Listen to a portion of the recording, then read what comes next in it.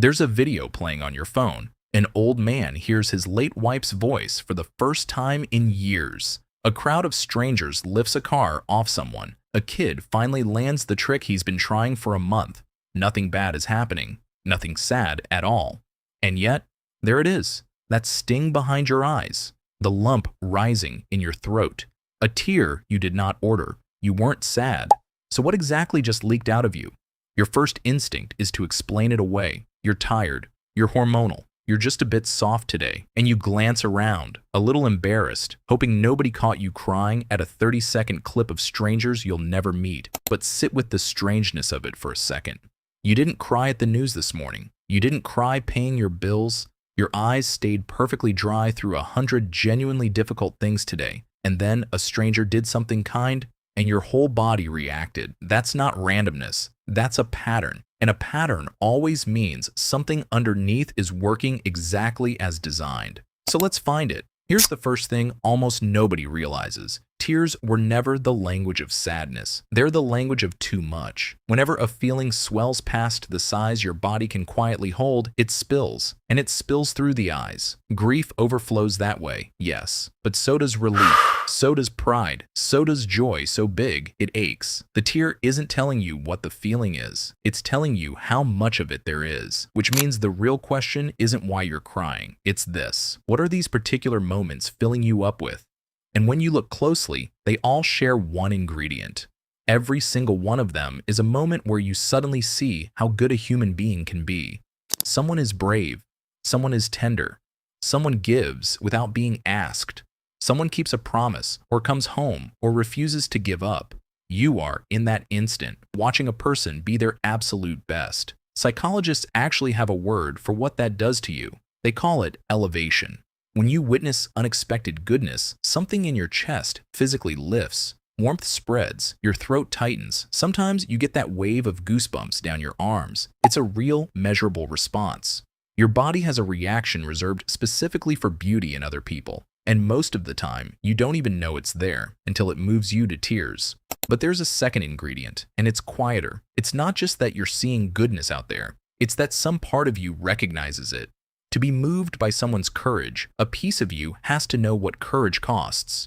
To ache at a reunion, a piece of you has to understand what it means to miss someone. You can only be moved by what you, on some level, already carry.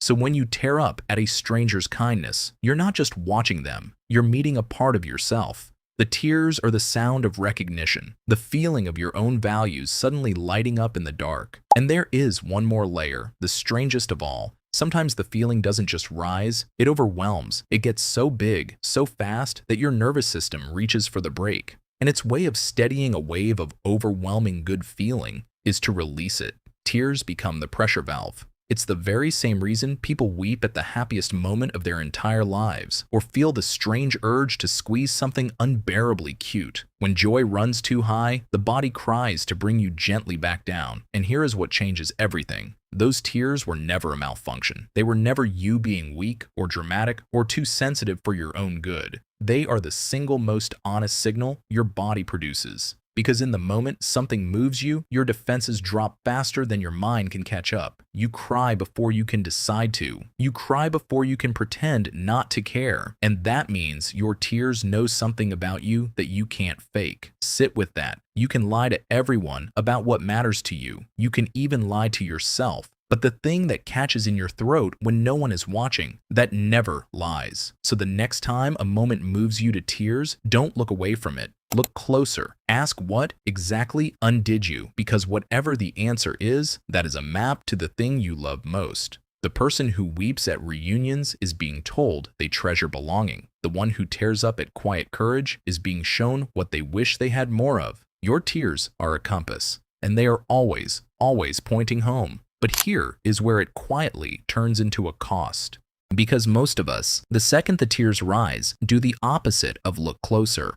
We blink hard, we laugh it off, we clear our throat and change the subject and pretend it was allergies. And every time you shove that feeling back down, you're not just hiding a tear from the room, you're turning a dial down inside yourself. And that dial doesn't only lower the tears, it lowers everything because you cannot selectively numb. The same door that lets the tears out is the one that lets the wonder in. Close it often enough, keep it shut long enough, and slowly the world goes quiet on you. The song that used to give you chills does nothing. The reunion scene lands flat. The sunset is just a sunset. You didn't become stronger. You became harder to reach, even to yourself. And nobody chooses that in a single moment. It happens one swallowed tear at a time, so gradually you never feel the color draining out. Until one day you realize almost nothing gets through anymore, and you can't remember when you stopped being able to feel it. That's the real risk here. Not looking foolish for crying at a video. It's slowly trading away your ability to be moved for the appearance of being unbothered. So let's do the opposite. 3 small shifts. First, change the name. The next time it happens, don't say, "I'm being too emotional." Say the true thing instead. Something meaningful just landed, because that's what a tear at a beautiful moment actually is. A landing, not a breakdown. Just proof that something good got all the way through your defenses and reached you. That one reframe pulls the shame out completely. Second, read the message. Don't just wipe it away. Get curious about it. Ask yourself, what exactly moved me? Was it the loyalty? The forgiveness? Somebody finally being seen after so long unseen? Whatever it was, that is a value of yours announcing itself out loud. Treat the tear as information. It just told you, for free, something true about what you long for. Third, let it all the way in. Stop fighting the wave. When something moves you, let it. Let the throat tighten. Let the eyes fill. Let the moment be as big as it actually is. Because being movable is not a flaw to manage. It is the exact thing that keeps you tender and awake and connected to everyone around you. The people who feel the most are not the weak ones. They're the ones still fully alive to being here. So the next time your eyes sting at something that isn't even sad, a stranger's kindness, a swell of music, 2 people finding their way back to each other, please don't apologize for it. It was never weakness. It was never random. It is the most human part of you, quietly recognizing the very best of what people can be, and telling you, in the only language it has, that you recognize it because you carry it too. Let it come. Those aren't tears of sadness.